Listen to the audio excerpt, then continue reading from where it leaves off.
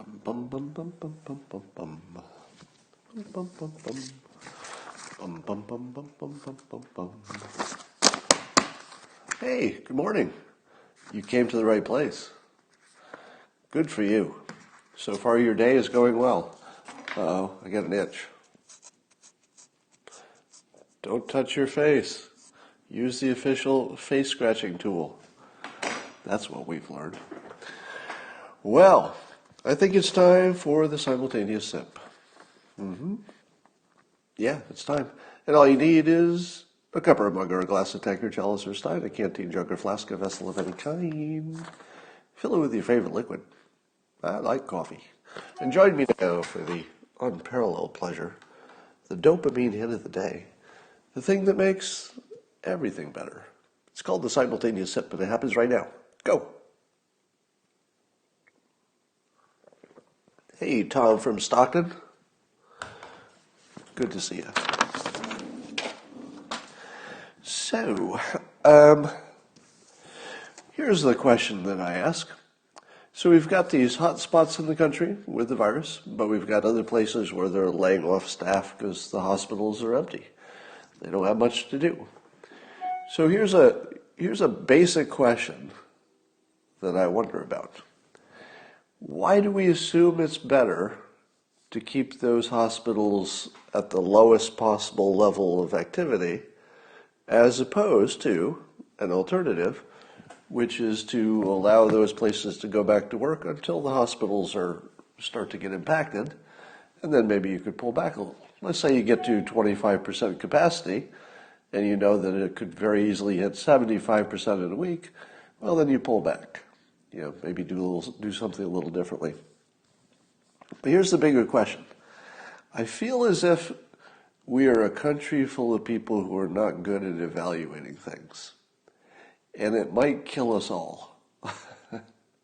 And by evidence of this, I give you Dr. Phil. So Dr. Phil is getting some heat because he went on TV and passionately compared automobile and other types of normal deaths to how many people have died or are predicted to die with full mitigation from the coronavirus. Now, how smart is Dr. Phil?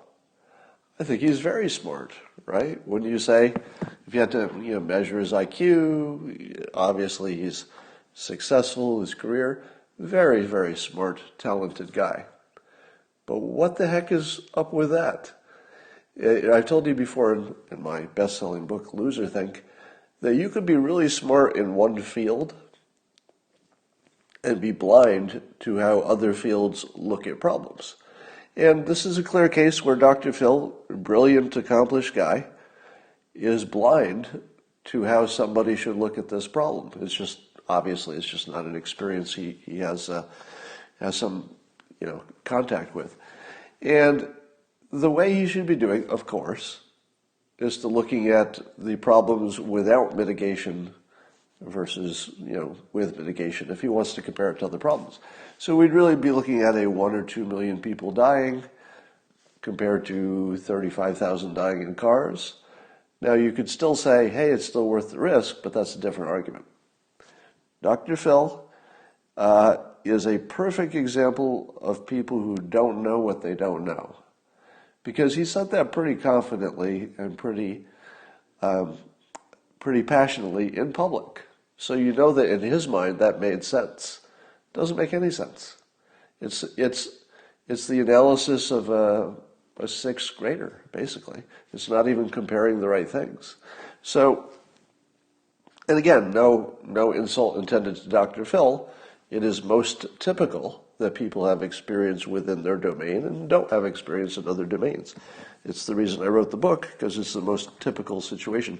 But we need to be careful about who we listen to, because not everybody is qualified to compare things and make important decisions. I'll give you some more examples of this as we go.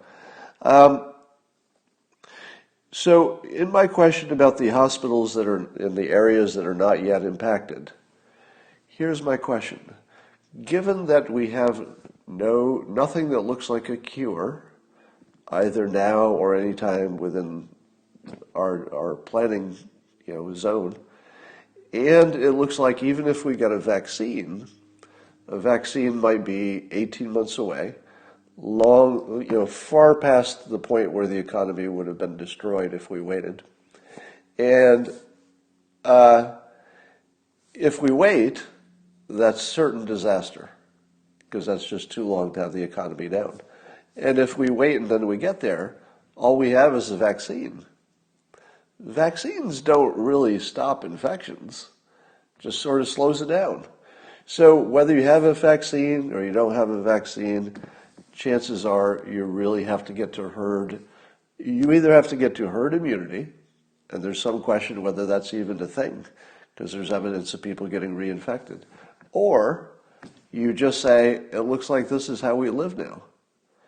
So if you think that the question of whether we have herd immunity or not should determine whether we go back to work, you're not good at analyzing. So that's not a difference of opinion or priorities. That's just not being good at analyzing a thing.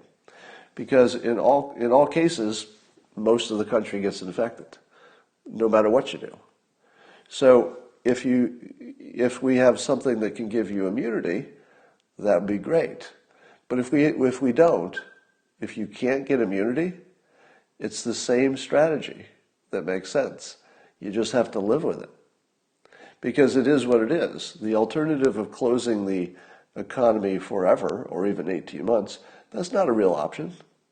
It's not a real option. Because sure, it would keep some number of people alive in the short run, but the devastation of the economic meltdown would be far greater. Far greater.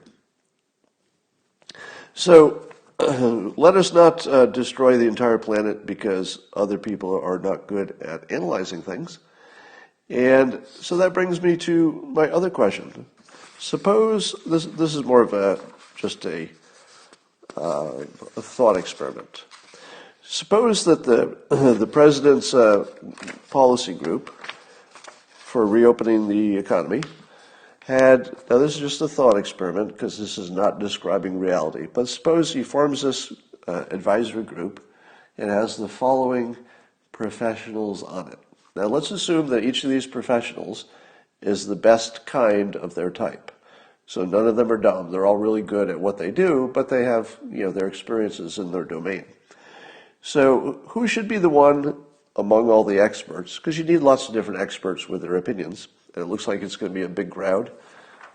I don't know what good an advisory group is if every Republican except Mitt Romney is on it. Isn't there a problem with your advisory group got a little too big? Well, that's a separate problem. But back to my thought experiment. Let's say these are the job experts. So let's say you had a doctor, a scientist, an engineer, politician, lawyer, CEO, economist, entrepreneur, psychologist, and theologian. And of course, they'd all be good to give their inputs. But who would be the best one to synthesize all of their different expertise and put it into some coherent model? Which job is best for that? Some of you are way ahead of me. Yeah, the correct answer is engineer. Now, of course, this is an opinion. And of course, it's a thought experiment in which unrealistically all of the people in my list are very highly qualified, which in the real world is never the case, right? So in the real world, if your best person is any one of these jobs, yeah, you still want to get the best person, right? But if you could imagine that they were similarly talented, I would go with either the engineer, and some people said CEO. Now, I'll give you partial credit for CEO, but there are a lot of CEOs who are also technically oriented. So if your CEO is Elon Musk, all right. If your CEO is Elon Musk, okay. I would let him make a decision because he's an engineer and an entrepreneur and a CEO, and we know he's smart and seems to have the right instincts. So yeah, somebody like him would be great. So I doubt that the committee is going to be as well organized as, in our minds we think would be a perfect situation. So it's just going to be sort of a mess of competing opinions, and I don't know how they come up with a coherent opinion out of all that. But I look into the mess, and I see, am I wrong about this? Am I incorrect that the advisory committee includes like just a ton of politicians, mostly Republican? That's true, right? Because I don't know how you could ever come up with a decision with a large group of people of that type. It just doesn't seem like, honestly, it doesn't seem like it's designed to get you a recommendation. It doesn't look like that. It looks like it's designed just to sort of give cover for whatever they decide to do. But I don't know how they could come up with a coherent, agreed upon proposal out of all those people. Now, here's what gives me some confidence. So my understanding is that among the people in the working group are Mark Benioff. Somebody has to fact check me on this, but I think Mark Benioff is one of the people on the advisory group. He's not like other people. I've spent a little bit of time with him, and I got to say, when you spend time with famous or accomplished people, usually you walk away thinking, oh, they're kind of normal. They might be smarter or whatever, but they're kind of normal people. Mark Benioff is not normal, and I mean that in a good way. There's no negative to that at all. Whatever's going on with Mark Benioff, you just spend a little bit of time with him and you walk away thinking, okay, that's not normal. Whatever's going on over there, you don't see that a lot, whatever that is. And I got to tell you that whatever that is really good stuff, because he does have a mix of the technical, the CEO, he's an enlightened being. He's just got a bigger view of what's important. So, having a Mark Benioff in a group makes me feel a lot more comfortable.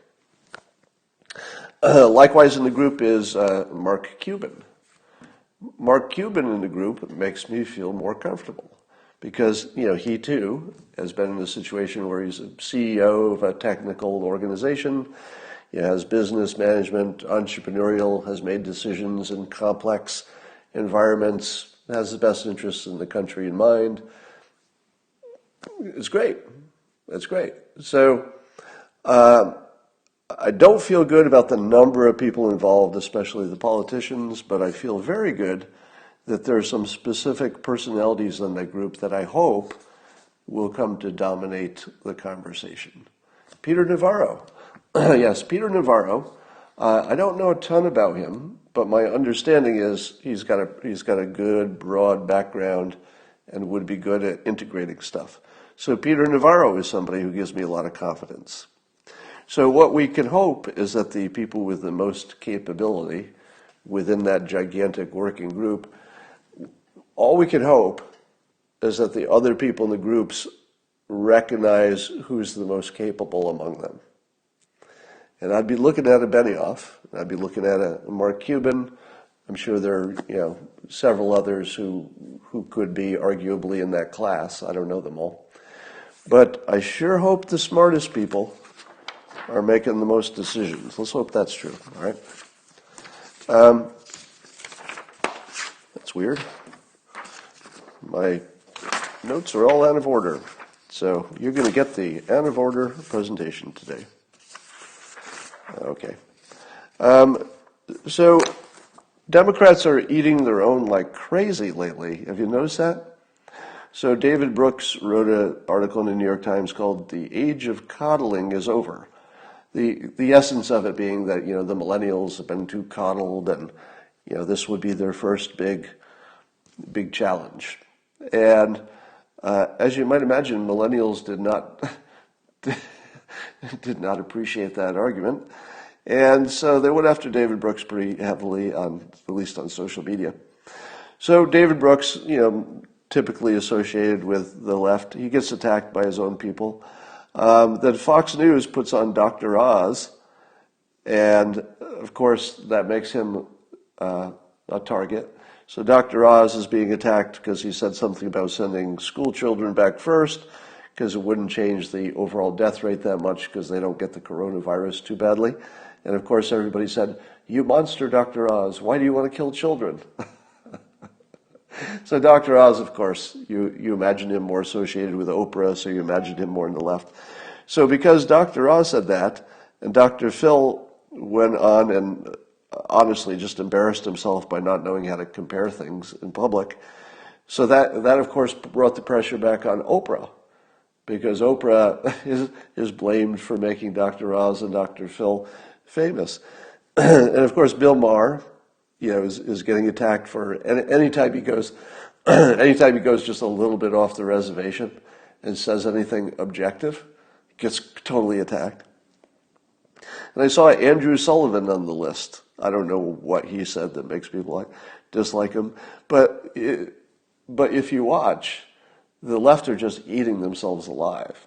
Now I saw on social media somebody commented to me and said, "Can you believe that we live in such a politicized world? Can you believe that even the coronavirus got politicized and people are just taking sides by what political party they're in?" To which I said, "I don't see that. I don't see that at all." Now, it could be true, but do you see that? Because let me tell you what I see. I see the distinction between the division. There's definitely a division, but the division I see is almost by experience, or I don't want to say IQ, but sort of experience. Let's say experience. The people who are the best at analyzing things seem to be all on the same page. The people who are really not good at analyzing things seem to be on their own page. So there's definitely a split. There's a division in the country, but I don't think it's by politics. Certainly people are attacking politically, like all the left attacks the right no matter what they say, the right attacks the left no matter what they say. But if you were to take anybody on the left or the right and say, let's talk just privately, all right, let's get off of social media for a moment. Nobody's looking. Let's just talk privately. And I think that you would find that the only division is people who are good at making decisions, largely on the same page. People who are not good at making decisions, they're largely on the different page. So that's what I see. That's what I see. I don't see this as a political division, except, we're sniping at each other. But when it comes down to the decisions, that doesn't look political to me. It really doesn't. But I also could be very wrong about that. So Scott Gottlieb, who is an MD and what was he, the prior head of the FDA, I think? And he's saying that the Remdesivir trials, at least the early information, might be already strong enough to suggest it should be used for compassionate use, which means that anybody who is in bad shape would be able to get it, even though it's not going through all the correct approvals. I don't know. Now, how many of you made this prediction early on? Prediction. Hydroxychloroquine only costs you $20 to get better. Remdesivir costs you about $1,000 to get better. Early on, how many of you said, I'll bet I know which way this is going to go? And it looks like it's going that way, honestly. If you're, again, we're only based on the anecdotal. But as I've said before, I think if the hydroxychloroquine worked as well as we wish it did, I feel like we'd know that by now, as opposed to having only anecdotal information. I feel like we'd know it, and we don't. So, could be that remdesivir is the real thing and hydroxychloroquine is not, but why did we all know it was going to go this way? Like, that's got to bother you, right? Did the simulation just broadcast this months in advance? Hello, I'm the simulation. You know how this is going to go, right? You got the one that's practically free, the one that enriches the pharmaceutical companies. We're going to do some scientific trials. Guess how it's going to come out. Now, maybe it's entirely legitimate. Maybe. It Could be. I mean, it could be legitimate. But do you trust it? I don't know. We live in a world in which I don't know if you can trust anything anymore. And when something so conveniently goes in the direction that every cynic in the world said, watch this, let me call this 2 months in advance. It's going to be the expensive one, right? Why did we all know that? It could be it's true, but I don't know. All right. China apparently has a commercial on television, which I saw a clip of, that has to be seen to be believed. I'll describe it, but if go look at my Twitter feed. You have to see it. All right. And it's part of the larger picture, which is the anti-China sentiment is just going through the roof. And I don't think it's going to reverse. It looks like a one-way trip toward decoupling. How many of you thought I was crazy 2 years ago talking constantly about decoupling from China? And you said to yourself, well, you can talk all you want. I know your stepson died and you feel bad about it, but I'll tell you what's not going to happen. We're not going to stop doing business with China. Come on, Scott. You can do your little hashtags all day long. Hashtag decouple. But we're not going to actually decouple from our largest trading partner, a superpower in the world. Well, except that we are. That's certainly not because of anything I persuaded, but the simulation offered it up, and I got to admit, I didn't see this coming. So, anyway, the ad I was talking about, there's a commercial in which, and I'm not making this up, there's a young Chinese woman who's doing some laundry, and it looks like she's in some kind of a place where, I don't know, there's a house painter or something comes by, and the house painter is an African-American, well, he's not African-American because he's in China. He is a black man in China. Now, apparently there's some number of black residents of China. I don't know how many, can't be a lot. But, so the black man comes around the corner and he's got some paint on him because he's a house painter, apparently. And he starts, leering at the woman, and she acts like maybe she's into it, and he gets close, and it looks like maybe the guy's going to kiss her, and then she shoves a laundry, one of those laundry pods into his mouth, grabs him by the back of the neck, and miraculously shoves him entirely into the washing machine. His legs and everything go into the washing machine. She shuts the top of the washing machine, sits on it, and the washing machine goes as you're imagining the black guy is now being murdered. But, hey, it's good news. After the end of the commercial, she gets off the machine, opens it up, and she takes out of the machine a Chinese guy who's really handsome. He's not black. Do you believe that? That's like a commercial in China that she washed the black off a guy and turned him into, according to the commercial, a better guy because he wasn't a black guy anymore. Seriously? This is the country we want to do business with? Now, it's not like it's brand new news that China is racist, but what is the news is that the American public is engaging with this topic more, and decoupling's on the way.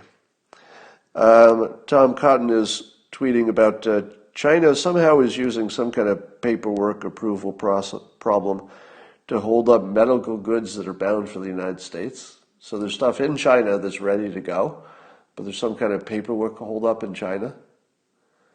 It's time to decouple, right? Do you think China can't authorize a plane to take off with some medical supplies to the United States? These are not our friends. They're not our friends. Whatever's going on over there, not good. Decouple. I've got a proposition I'm thinking about. And it's spurred by two things. There was a story about some student, I believe, asked President Obama if he would give a graduation speech. I don't know if it was like a digital one just for this guy's college, whoever asked for it, or if it was a if he was asking for a digital commencement address for all graduates. I don't remember which one it was, but it gave me this idea. So I had been scheduled to go record a commencement address, a digital one, and I didn't do it. So because of the coronavirus, I'm having a blank. For some reason, I'm just having a Joe Biden moment here. I'll think of who I was doing it for in a moment. PragerU. So Prager University had asked me to do a video with a commencement address, basically, based on one of my books. And I wrote it, but I had some health problems that limited me from travel, and then the coronavirus thing pops up. So anyway, that got postponed forever, because who knows when anything like that could happen. It's not going to happen this year for sure. But I've already written the commencement address. I don't believe that PragerU would be upset if I went ahead and just recorded it, because it would be next year before I could record it for the next season. Everything's different by then.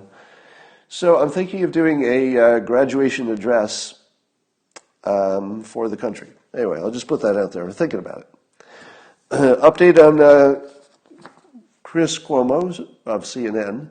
So unfortunately, his wife got the coronavirus too, and oh my God, what a terrible situation, because now neither of the parents can essentially take care of the kids, but at least because of the separation issues, and they can't even be with each other, because even though they both have the coronavirus, it's not entirely clear that makes you safe from each other. So they're playing it smart. But Chris Cuomo he likened it to Lord of the Flies, because the children are in charge, and I guess his 17-year-old basically is being the parent. And let me say this about that, and it kind of ties back to the David Brooks comment. Since when is a 17-year-old not capable of taking care of a family? If this were a little house on the prairie, that 17-year-old would have 3 kids of her own by now. So I'm not too worried about 17-year-olds handling a household for a while. If it were my own 17-year-old, I'd be far more worried about it, I suppose. But let me extend this point. I feel as though the very young have not been asked to step up in our society too often. And when we do ask them, they do. For example, there are lots of young people who join the military. Do the young people who join the military step up? Yeah, of course they do. Yeah, the process just turns them into whatever the process turns them into. But most of society does not require them to step up like that until later in life. But if we asked, I think they could. Here's what I'm getting at. One of the strategies we could use to reopen the economy is to let very young people do jobs that normally we wouldn't. In other words, just give a lot more responsibility to 16-year-olds, 17-year-olds. Let's say this summer there's businesses that need to open up, but a lot of their employees are over, let's say, 50 or 60, and it's not yet safe to come back to work. How many of those jobs that are done by a 45-year-old, let's say working on an assembly line, how many of those jobs could not be done by a 16 or 17-year-old who's just filling in for the summer? They wouldn't be doing the hard jobs, but the manual stuff, work a forklift. Is there a 16-year-old who couldn't work a forklift? It wouldn't be as good as the 35-year-old, but I'll bet we could get pretty far.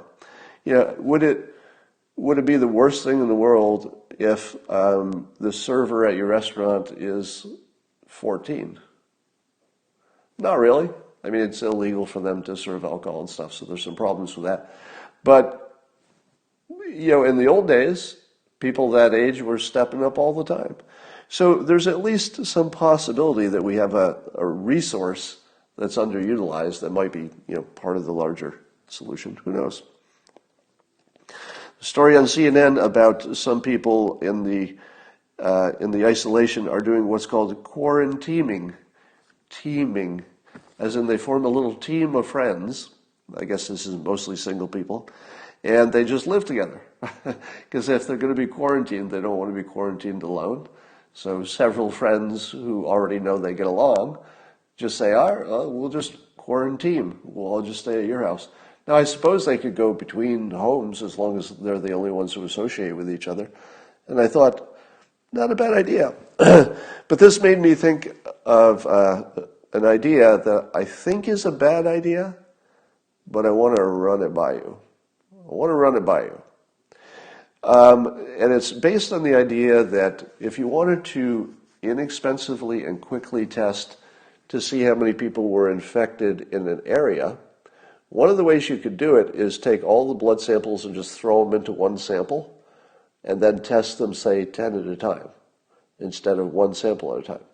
Because most of the time, depending on what you're looking for, most of the time you'll get negatives on all 10 tests because you're looking for something that isn't that common. So it's a little easier just to say, all right, we'll throw them all in a batch, test all 10, and then if you find a hit, you've kept a little of your sample left, and they say, oh, which one of these 10? But most of the time you don't have to. So most of the time you just test the pool, there's nothing in it. You say, okay, everybody we put in the pool is cleared. So taking that concept, and I think this doesn't work, but I'm having trouble thinking it through, so maybe you can help me. Could we form clusters of quarantined people, either around, let's say, around a workplace? And then if anybody in that workplace gets it, then maybe they're already quarantined. Basically, it's a quarantine cluster. So that if you have a cluster with nobody who has it, that whole cluster can interact with each other and can't give it to each other. Now, if you've got leakage, and I think this is the hole in my problem, or the hole in my idea, if there's any leakage, then of course, the whole cluster can get infected. So I'll just ask the question, is there any scenario in which you could just put people in clusters, keep them just in clusters, and then if one cluster gets a hit, then you quarantine that person or that cluster, or you do your testing on everybody else in the cluster. But I'm just wondering if mathematically there's any way that could give you some advantage. Israelis did the mass testing, somebody says. One family, well, we already do it with families, right? So the families are already a cluster.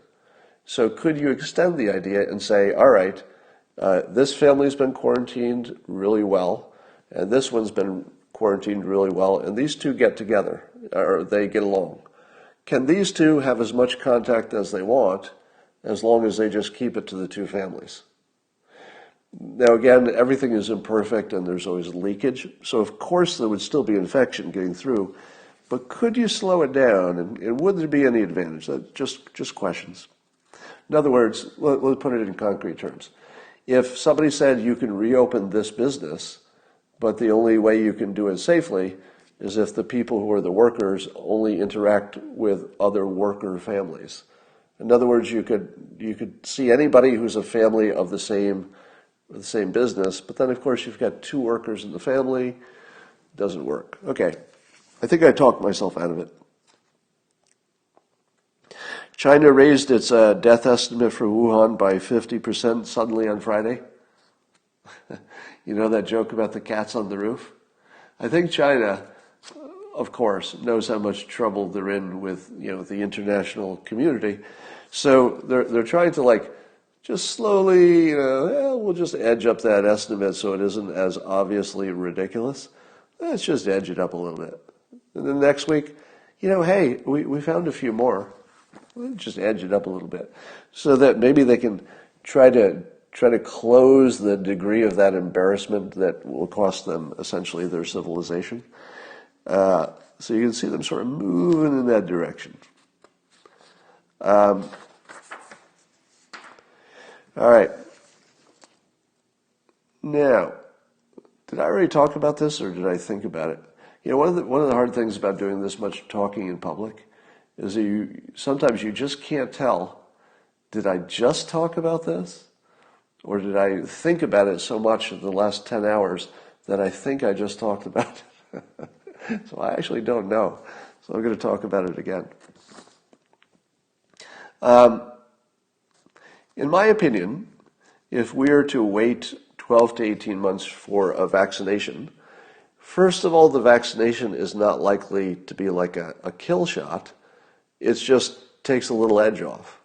So the vaccination is not likely to just sort of work, and if you have the vaccination, you're safe, because it doesn't really work that way with flu-type viruses, even if this is not exactly one of those.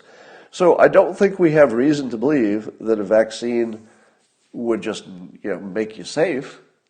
I feel as a vaccine would make some people safe under some conditions, which would be typical to vaccines. Now, vaccines that do work, things like mumps and measles and chickenpox and stuff, those are more protecting everybody, but I don't see that happening with the viruses, the flus. I don't see us having vaccinations that just wipe it out. So given that waiting for the vaccine is a bad strategy, how would you compare these two risks? So risk one is that we go back to work, but everybody's smart about it. So the people at greatest risk protect themselves the most, and we just do the best we can, but we go back to work. What is the risk of catastrophe under that scenario? And I'll say catastrophe is that the outcome of that destroys, let's say, the economy and 1 million lives. So you lose both your economy and 1 million lives, and maybe your health care too. So let's call that catastrophe. And let's compare that to staying closed down as long as possible, which could be months and months, to get as close as we can to the vaccination, which probably is not a be-all, end-all. Let's rank those two risks. I'll give you my opinion first. My opinion is if we play for the vaccination, in other words, that's our big play, is like hoping the vaccination is just what we have to stall as long as you can to get closer to the vaccination. I believe that would be 100% chance of global economic meltdown. Now, these are just opinions because there's no way to really model this stuff in a way anybody would believe, right? It's just my feel of things, my experience, etc. Doesn't mean it's right. That's just where my head's at, is that if we wait for the vaccine, it's ensured destruction. If we were to go back to work, let's say earlier than the experts want, but we do it as carefully and as smartly as possible, we reconfigure things, do everything we can do, I think the risk of destruction, let's say of catastrophe, where you lose your economy and you lose 1 million people too, and by the way, in both scenarios you're going to lose 1 million people, just one is slower. So you're going to lose 1 million people either way. I think the risk of catastrophe if we go back to work soon is 50%. That's my guess. If we go back soon, which most people would consider too soon, I think there's a 50% chance of total catastrophe. I think if we play it for waiting as long as we can to get close to a vaccination, my feeling of it is that's closer to 100% catastrophe. So the adult decision is to take the 50% chance of catastrophe. That's my opinion.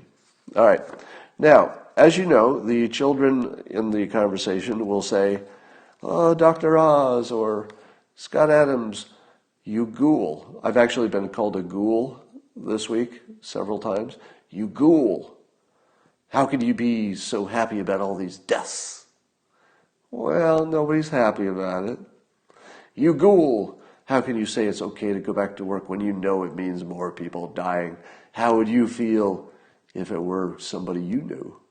These are all stupid questions of children. Adults just have to make the tough decision. Just before I signed on, somebody on Twitter challenged me this way in the comments. Somebody said, "Scott, if you personally had to decide which 300,000 people were going to die, and it was on you, and you had to personally decide, would you be okay with that, Scott? Would you be okay if you have to decide who personally dies?" To which I said, yes, Yes, I would. If the assumption is it's still the best path, they're all bad, but on one of the paths, 300,000 people have to die, and somebody has to decide. Yes, I will do that. I will unambiguously and without hesitation decide which 300,000 people die. Now, when I'm done, somebody's going to kill me right away, right? Because I will have decided somebody dies. So my life expectancy would be about 10 minutes after I made the decision. But I would still do it in a heartbeat. So I would be dead at the end of it, but I would have saved humanity by being the adult in the room who said, there's no right answer. Here's the best I can do. I'm going to be dead too. I'm going to be just as dead as these 300,000 people, but I'm going to do the best I can for those of you who will remain.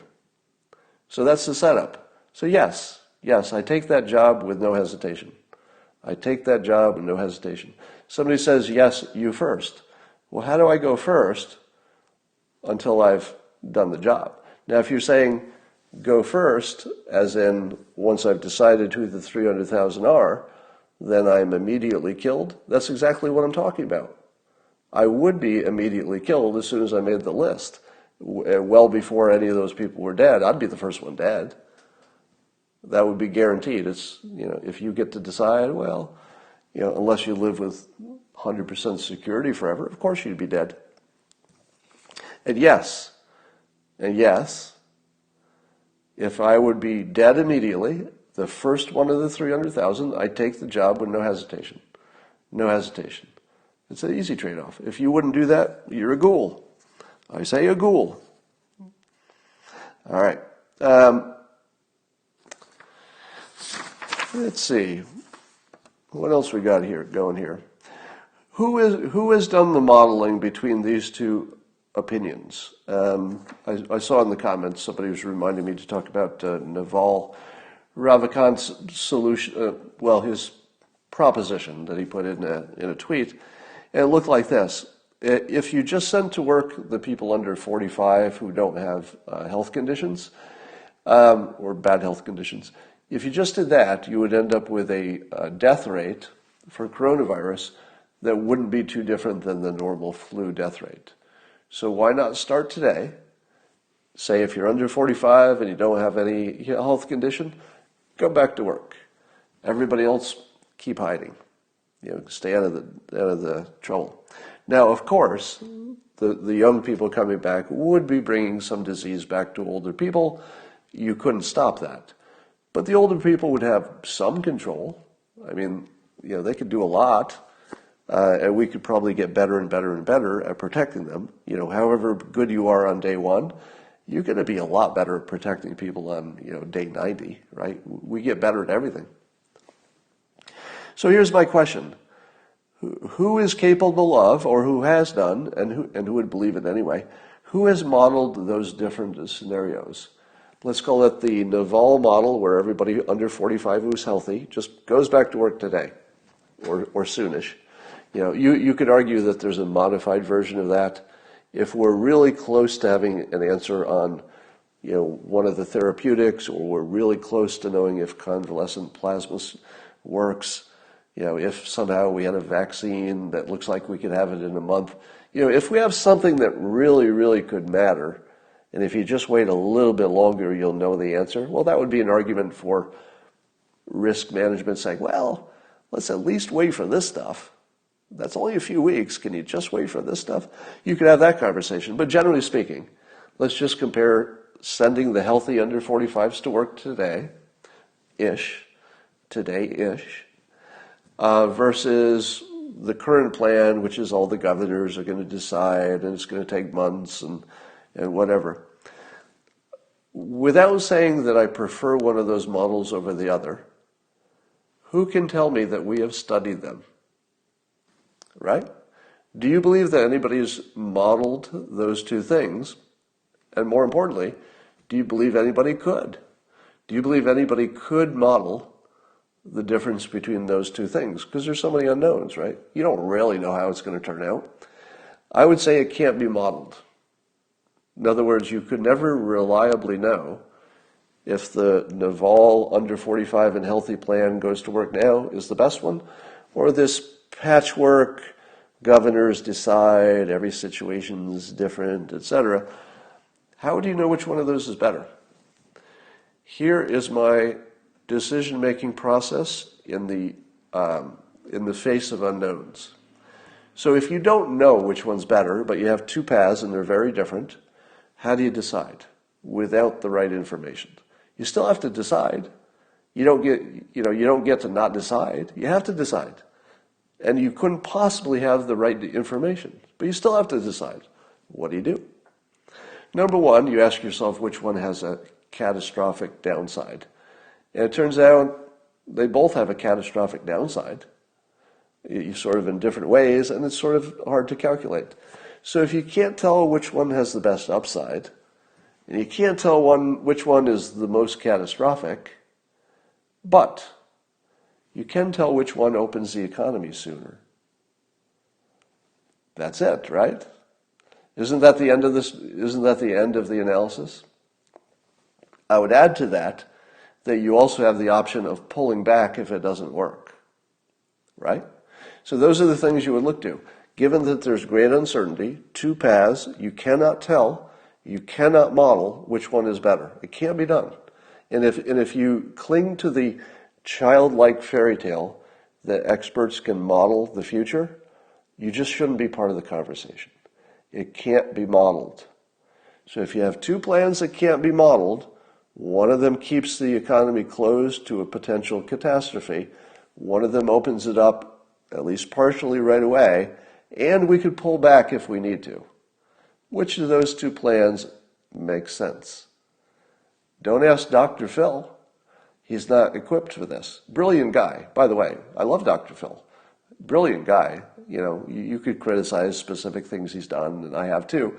But overall, he's a positive force, successful, smart guy who's good for the world. I don't mean to mock Dr. Phil. He's far more good than negative. But it is just a fact, as we observe him talking about this topic, he doesn't have those analytical skills. It's a special kind of thing. Now, let me put it this way. You've got a choice. Let's say Dr. Fauci comes out. I'll just give you this example. Dr. Fauci comes out and says, well, he did. He's obviously backing the president's plan of the 3 phases and letting the governors make individual decisions. So you've got a Dr. Fauci says this is the way to go, but it can't be modeled how it turns out. It can't be. And let's say you've got a Naval Ravikant who has a different skill set. Brilliant guy who has succeeded in lots of different fields and specifically has shown success over and over again of being able to integrate lots of different highly technical opinions and possibilities into businesses, because he's done just that, both in his investments and in building up his own company and companies. So, or let me give you another example. If you're not as familiar with Naval, let's replace that with Elon Musk. Let's say, I don't know if this is the case, but let's say Elon Musk agreed with Naval and said, yeah, this is the plan I would do. And Dr. Fauci says, no, I would do it this way. Which one would you prefer, given that it can't be known? You just can't know. You have to pick, but you can't. Oh, there's a good answer. There's a good answer. Somebody in the comments just said one word: freedom. That is a good analysis. If you can't tell the difference, which one is good, you pick freedom. Now, the kicker to it is that the freedom option also gives you a little bit of ability to pull back. If you wait a year, it's just going to be too late. There might not be anything left if you wait a year. But if you start now and say, all right, so let's send these young people back to work, let's just see what happens. Hospitals start to get impacted, you pull back a little bit, make an adjustment. But let me just say this. If you would pick Dr. Fauci's recommendation over an Elon Musk or a Naval Ravikant, I'll throw Mark Cuban in there. If you would pick Dr. Fauci's recommendation over whatever Mark Cuban comes up with, Are you good with that? Are you good with that? I'll tell you, if it comes down, if we get to a point where Mark Cuban is saying, look, this is the way to go, and Fauci is saying, no, look, this is the way to go, whose side are you going to be on? For me, it's a slam dunk. Because I know Mark Cuban is going to listen to I'm just using him as a stand-in, as a rational player. All right, you know Mark Cuban is going to listen to all the medical advice and risk and reward. But he's also going to have the bigger context, and he's a more skilled decision maker, I would say. I would say that any of the people I mentioned who are not Dr. Fauci are world-class, proven decision makers in the context of not having all the information. There you go. All right. And there's some people who would still go with Dr. Fauci. I would argue that anybody who has that opinion probably doesn't have a great breadth of experience. You could be brilliant and nice, so it's not an insult.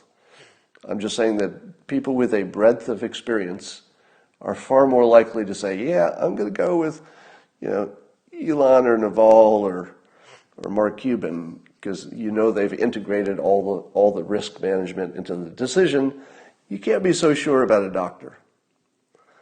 Let me give you a little insight. When I was a banker, I was a lending officer for a while, and I was in the headquarters, and I had to approve loans from the lenders in the field. So I was allegedly an expert, and they would send me their loan applications from the branches, and I specialized in professionals, meaning in this case doctors and dentists and stuff. Would you say that doctors are good credit risks? Probably you would, right? Because a doctor has almost a guaranteed good income, and they're very smart. So if you've got somebody who's very smart and they have a guaranteed high income, that's a pretty good credit risk, right? To give them a loan to start a practice. Doesn't work out that way. It turns out that doctors are bad at credit risks as a group because they tend to be real good at the doctoring stuff, and they tend to be almost childlike at the economic stuff. It's such a pattern, consistent pattern, and of course it's not true of every doctor, right? I'm just saying as a generality, that my bank, where I worked, we actually had them segmented in their own class for special evaluation by me. I was one of the two people who evaluated their loans. And the filter that we would put on it is, okay, if this were anybody else, this would look like a good loan, but it's a doctor, so it's not. You would automatically say, sorry, doctors are just not as good a loan. Now, one of the things we would do for dentists in particular is we would require them to have insurance against suicide. And no, actually, you can't get insurance against suicide. So we would calculate the suicide risk with dentists, but you wouldn't calculate that risk when you made a loan to somebody who's just a business person in general. Because business people in general have some risk of suicide, but dentists have an unusually high one, or at least that used to be the case. So anyway, the point is that in my experience, which actually is pretty extensive, in which I've seen doctors operate outside their domain. So I've seen doctors do doctor stuff, and they're great at it, in general. But I've also seen them try to navigate economics and business, and it doesn't work out. And it's very consistent. So I'd rather have a brilliant engineer take the input from a doctor and then integrate it into a larger decision than I would like to see a doctor try to understand what the engineer is saying and have the doctor integrate that into a larger decision. That's probably the wrong way to go. How much do we know about convalescent blood plasma treatment? Apparently there are a number of trials. I think one is approved and a number of them are submitted for approval. But how long does it take to do that? How long does it take to do a convalescent blood plasma trial? Because are we really worried about side effects? So here's my question to any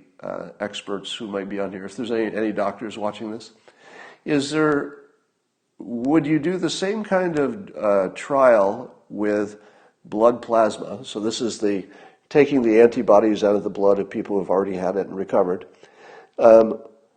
If you're putting that into somebody else, do we already know from enough work in that kind of area, do we already know that there's no special risk? Do we know that? Because if we know that, so that's the question for the experts, if we know there's no special health risk of trying it, then the only thing we need to know is if it's working. And given that the entire virus only lasts, 2 weeks, from the moment you start the trial, shouldn't it be only 2 weeks before you know you have something? And it all depends on that question of, do you also have to monitor it for a longer period to find out if there are any weird side effects or interactions that you know about? So that's my question to the experts. Is there any medical risk? There's always some, but is there a medical risk that's big enough that you would even care to test it? Is it beyond even worrying about testing it? I don't know. Yeah, so let's get an answer to that. Because it does seem to me that the blood plasma thing might be one of the good wild cards that could be ramped up. But given the uncertainty of whether there is even any such thing as, what would you call it, immunity, I guess I'm not smart enough to finish this sentence, so somebody needs to help me. If somebody gets the blood plasma treatment, so they've got some antibodies, there's some suspicion that antibodies don't protect you because people who have antibodies are in fact getting reinfected. We don't know at what rate or if those are special conditions yet, but it's certainly a big red flag that, lots of people, lots meaning, over dozens at this point, have been identified as definitely getting the virus again. But one must ask yourself, did the people who got infected the second time have a bad problem, or did they simply become carriers? We don't know that, do we? So the people who got reinfected, did any of them end up in the ICU? Or did all of them say, well, I didn't even know I had it. My antibodies were so good, I got reinfected, and sure, I got a little reinfection in there, but that'll be gone in a week because my antibodies are all charged up. We don't know the answer to that. So therefore, we cannot guess whether that treatment will have a big impact or not. All right. Did you see that? So Mike Sorowitsch has been tweeting about Amazon kicked his documentary Hoaxed off of Amazon's platform. And since that happened, I believe he's still on iTunes. I think that's where you can get it. But you could Google it and find it. It's called Hoaxed. I'm in it. And apparently it has risen to become the second best selling documentary. Here's the good part. It's the second part of the sentence, that's the fun part. Mike Cernovich's documentary Hoaxed is now the second best selling documentary of all time. Of all time. It's the second best selling documentary of all time. And Amazon kicked it off its platform. Now that probably helped, right? Because it helped him get a little publicity. Obviously, Mike knows how to navigate publicity better than most people in the world, and so he's capitalized on that to crank it up to the number 2 best-selling documentary of all time. Now, what does this tell you? What does this tell you? Well, first thing it tells you is that the number of people who watch documentaries in general is probably not a gigantic number, right? The biggest documentary is going to be small compared to a movie. It also tells me that he's in striking distance for number 1. And if I can ask you one favor, I don't usually ask you favors, right? So this is a favor. It's not a recommendation. It's just a favor. Buy it. Because let's see if we can push it into number 1. So my experience has been that being the second best all time of something is terrific for, bragging rights and you can make more money and all that. But the difference between being number 2 and being number 1, it's a galaxy of difference. Now, I learned that when I had a book. My first number 1 best-selling book sat at number 2 for weeks and didn't really make much of a ripple in the universe. The day it went to number 1, the heavens opened and my whole life changed. So going from 2 to 1 in any category like this is not just one unit. It's the difference between the heavens open and the heavens don't. Now, given that Amazon kicked this off their platform, and they did it without offering even a reason. And it's a good thing they didn't offer a reason because there wasn't one. I mean, I've seen it. Lots of people have seen it. Obviously, it's the number 2 best-selling documentary of all time. So a lot of people have seen it. How many of the people who have seen it would say there's something in there that should cause anybody of any type, to think it should not be viewed by the public? There's nothing in there. There's nothing in it that even comes close to crossing the line. There's no line that gets crossed. And I'm not being generous. There's just nothing in there that should be considered controversial at all. Somebody says how to buy. I think it's on iTunes, but if you Google it, or you could just ask Mike, or just go to his, I'm sure if you went to his Twitter feed or his webpage, there must be links. So here's what I'm asking for you, and it's a favor. This is just a favor. If you got a few extra bucks, see if you can push it up to number 1. Because I feel like just putting a thumb in Amazon's eye over this, it's got to be worth a few bucks, right? Be part of something, push it up to number 1.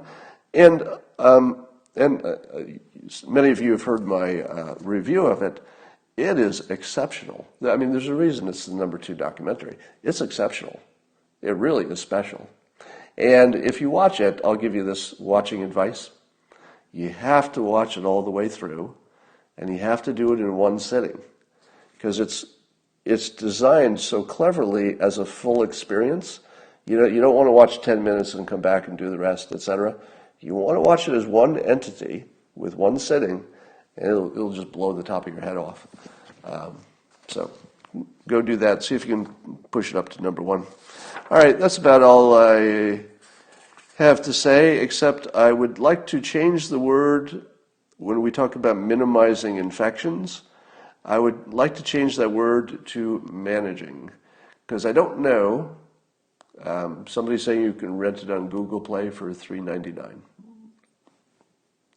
So I don't know, but that's what somebody says in the comments. I would like to say that we should manage the infection, not minimize it, because minimize it tells you to keep the economy closed forever. Managing it tells you that there's a balance, and words matter, because our brains get tuned by their choice of words. So it seems like a small thing, but I don't know if it is. It might be a bigger thing than you think. If every time we think about infections, we replace the word minimized with managed, it gets our mindset closer to understanding that there's a balance and that the number of people who die can be on either side of that seesaw. All right. There's a new model from the University of Washington saying 68,000 deaths, but I'm a little confused because at one point we had 60,000. Was that a different model? And there's some thought that it would come down to even less. We'll see. All right. I think that's all I got for today. Thank you. Thank you to those of you who are doing that. I can't think of anything that would make me happier, in a small way, than to see Amazon kick that off the platform and it become the number 1 best-selling documentary of all time. I mean, anything short of that is just not going to be pleasing to the simulation. The simulation requires us to be number 1. You know it does. You know it does. You know the simulation requires that movie hoaxed to be number 1. It just because it's too perfect. All right. Number 2 just suggests where it's heading. But number 1 The simulation requires it. All right, it's called Hoaxed. Go take a look. Somebody says Hoaxed just became #1 on iTunes. I think that's #1 for current sales, which it should be. But if it stays #1 on current sales, it won't be long before it's #1 of all time. Let's see if we can make that happen. All right, I'll talk to you tonight. You know when.